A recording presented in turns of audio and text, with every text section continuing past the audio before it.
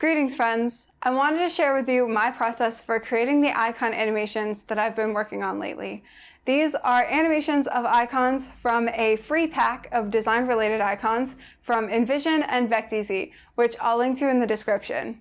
Now, this is a personal project for me, so in no way associated with either Envision or Vecteezy, although they both liked my tweet about it. This is going to be a two-part video, so right here, right now, I will show you my storyboarding process, and in the next part, you'll see how I set up the icon files in After Effects and get those babies moving. Let's go! This is the third round of icons from this pack that I'm working on today.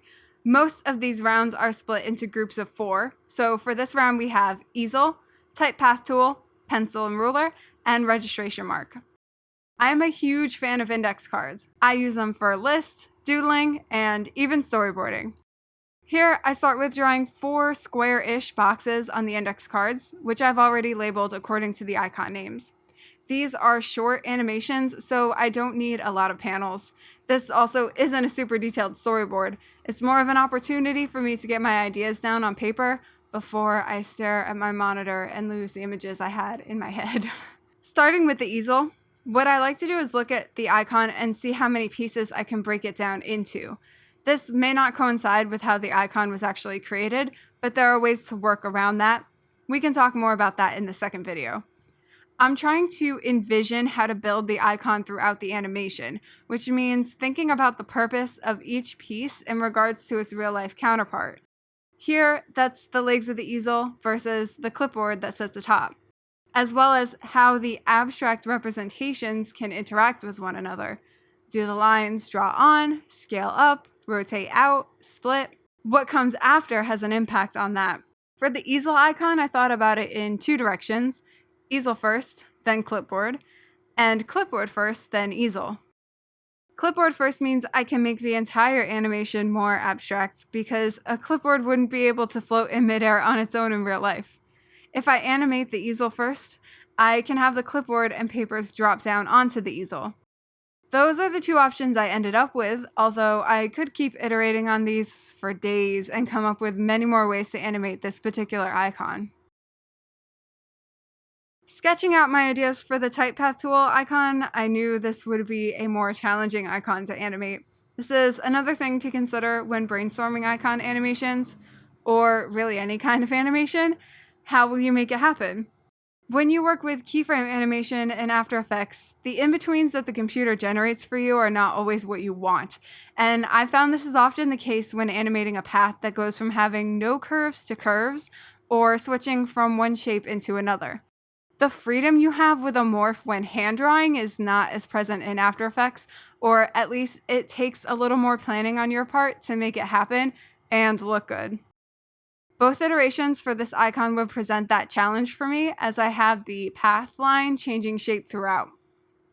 In this case, I wanted to have one iteration where everything would draw on, then one option where we would start with the final icon, move around the line representing the path, and then return to the static icon.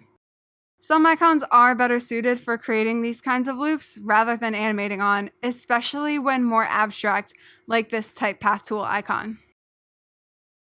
Moving on to the pencil and ruler, the first thing I noticed is that my main 2 pieces, the pencil and ruler, have similar shapes, both fairly rectangular and about the same size.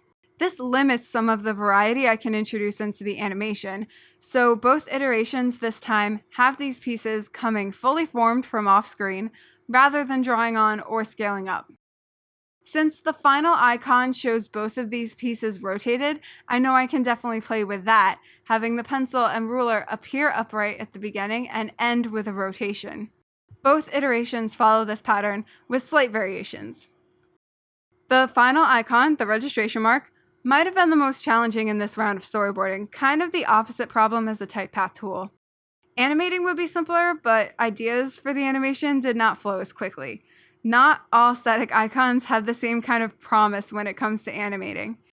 Thinking about the pieces of this icon, the mark and the paper, and considering what the purpose of a registration mark is in real life, it was difficult to make a connection between those that would make sense. I opted instead to focus more on the icon itself and less on the real-world aspects, so these two iterations are more abstract.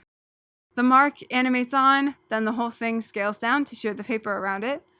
Then, similar to the type path tool, I also chose to create a looping option that begins with the static icon fully formed, and then animating to a secondary position and back. At the end, I'm left with boards for 8 different animations, 2 iterations for each icon. My next steps are to open the Illustrator files for these icons, get them ready for animation, then bring them into After Effects. That's my storyboarding process for these icon animations. Thank you so much for watching, and if you'd like to see more videos like this, please let me know. I have 2 more rounds of icon animations left for this project, and I might try live streaming for one of them. We'll see. For now, comment, like, subscribe, share. Do all of those things to your heart's content. And I will see you in the next video where we make the animation magic happen. Peace out.